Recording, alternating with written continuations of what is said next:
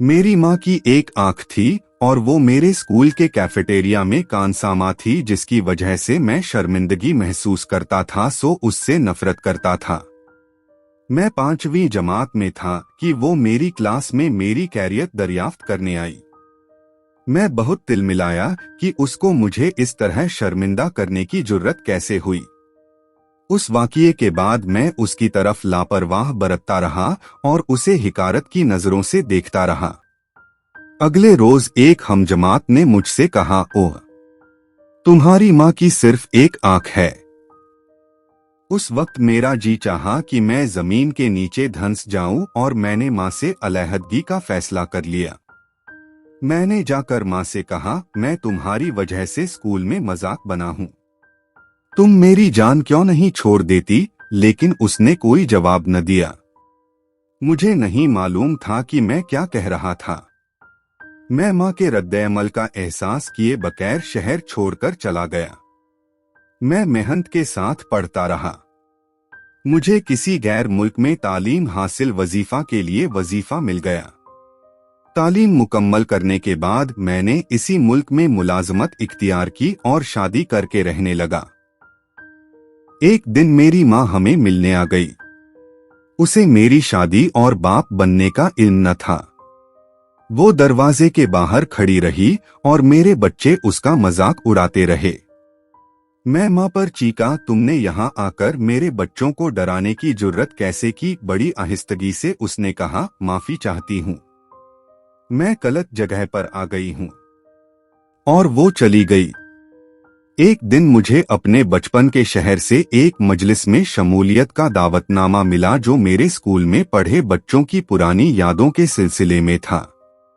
मैंने अपनी बीवी से झूठ बोला कि मैं दफ्तर के काम से जा रहा हूँ। स्कूल में इस मजलिस के बाद मेरा जी चाहा कि मैं उस मकान को देखूं जहां मैं पैदा हुआ और अपना बचपन गुजारा। मुझे हमारे पुराने हमसाया ने बताया कि मेरी माँ मर चुकी है, जिसका मुझे कोई अफसोस न हुआ। हमसाये ने मुझे एक बंद लिफाफे में कत दिया कि वो माँ ने मेरे लिए दिया था। मैं बादिले नकवास्ता लिफाफा खोलकर कत पढ़ने लगा। लिखा था, मेरे प्यारे बेटे, सारी जिंदगी तू मेरे ख्यालों में बसा रहा। मुझे अफसोस है कि जब तुम मुल्क से बाहर रिहाइश इख्तियार कर चुके थे तो मैंने तुम्हारे बच्चों को डराकर तुम्हें बेजार किया। जब मुझे मालूम हुआ कि तुम अपने स्कूल की मजलिस में शमूलियत के लिए आओगे तो मेरा दिल बाक बाक हो गया। मुश्किल सिर्फ ये थी कि मैं अपनी चारपाई से उठ न सकती थी कि तुम्हें जाकर देखूं। फिर जब मैं सोचती हूँ कि मैंने हमेशा तुम्हें बेजार किया तो मेरा दिल टूट जाता है। क्या तुम जानते हो कि जब तुम अभी बहुत छोटे थे तो एक हादसा में तुम्हारी एक आंख जाया हो गई थी। दूसरी माँओं की तरह मैं भी अपने जिगर के टुकड़े को एक आंख के साथ पलता बढ़ता और साथी बच्चों के ताने सुनता न देख सकती थी। सो मैंने अपनी एक आंख तुम्हें दे दी। जब जारही कामयाब हो गई तो मेरा सर फक्र से बुलंद हो गया था कि मेरा बेटा दोनों आंखों वाला बन गया और वो दुनिया को मेरी आंख से देखेगा। इस खूबसूरत और दिल छू लेने वाली कहानी का सबसे बड़ा सबक यह है कि हमें कभी भी किसी भी शख्स को सिर्फ उसकी जाहिरी शक्ल सूरत की वजह से नहीं परखना चाहिए, खास तौर पर वह लोग जो हमारी जिंदगी में सबसे अहम हैं, जैसे कि वालिदैन। उनकी कुर्बानियों और मोहब्बत को समझने की कोशिश करनी चाहिए। इस कहानी से हमें कई और अहम सबक भी मिलते हैं। वालिदैन की कुर्बानी इस कहानी में माँ की मोहब्बत और कुर्बानी की एक ऐसी मिसाल दिखाई गई है जो बेमिसाल है।